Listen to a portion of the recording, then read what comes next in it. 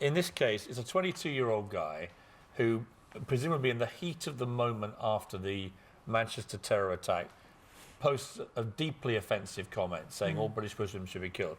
He then deletes it quite quickly, presumably realising the offensive and inflammatory nature of what he said. And what he said is obviously outrageous. And yet there is an inconsistency here. We've seen other people posting stuff on Facebook saying all British soldiers should be killed who end up with community service orders. This guy got a year in jail. So from your perspective, what does free speech mean? Does free speech include a freedom to post that you want people dead? Well, I think what we're really talking about is vitriol and speech that includes hyperbole, and I think that when we talk about free speech, you have to include that. And as you said, this man wrote this Facebook post just after the awful Manchester terror attack. It was part of a longer post as well. It was a bit of a rant. Clearly he was upset, and what he said was horrible, it was abhorrent. But it was obviously a kind of just an emotional outpouring, and it'd be different, you know, if there was evidence that he'd actually been planning on carrying out any kind of physical attacks against Muslims or anyone, then it would be different, but that's not the case. So we are just to establish, you're not defending what he said, you're defending his right to be able to say that. Yeah, of course. I mean, what he said was disgusting. But when we talk about defending free speech, you have to make space for vitriolic speech, for aggressive speech. But does it cover anything, though? I mean, the argument about freedom of speech in America, for example, you can't shout fire in a theatre under their rules because it may cause a stampede that may lead to death if it's fake. If you knowingly shout fake fire and it causes people to die in the stampede, that's a criminal offence. So even in America, which is, you know, probably the bastion of freedom of speech around the world, they have limits. Are you saying there should be no limits? Well, what I'm talking about is this area of online free speech.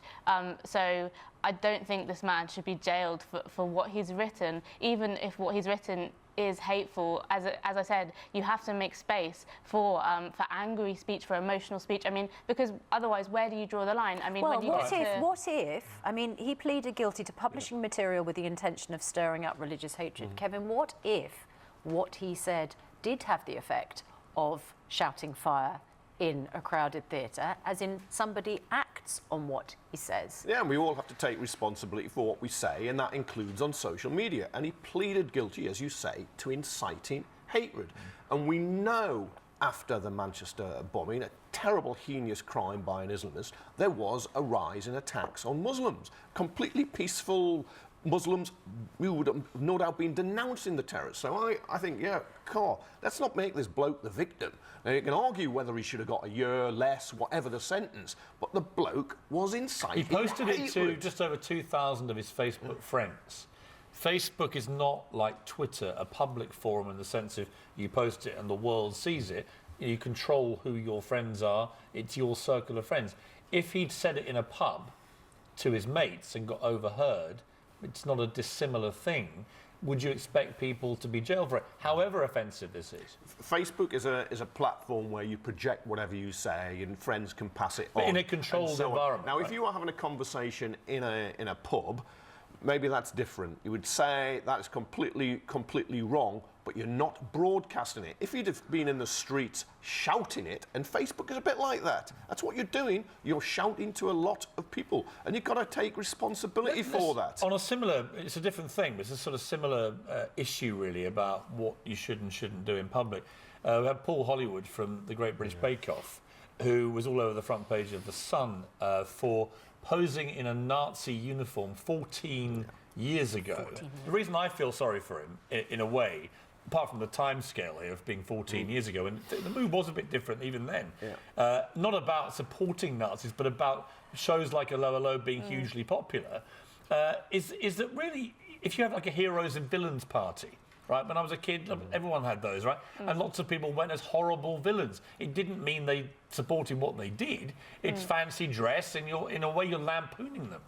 Well, exactly. I mean, first of all, I just find the whole thing ridiculous. I don't understand why this is, why it's being reported on in the news. It's a fancy dress costume at a fancy dress party that he went to 14 years ago. I mean, who cares, really? And well, some people do care for the reasons that Kevin stated. Because Nazis are always offensive. Right. Who wants to wear a Nazi costume for a bit of fun? I would Could have disagree gone with as it Renee. because that's a send-up. That's a send-up of Nazis. He's dressed up as a kind of a, you know, as an hello character, which is a comedy character. So he's already sending up the Nazis. Clearly, he wasn't wearing it because he's a neo-Nazi. If he went on a neo-Nazi march dressed as a Nazi, that would be a different story. We're talking about a silly costume at a party.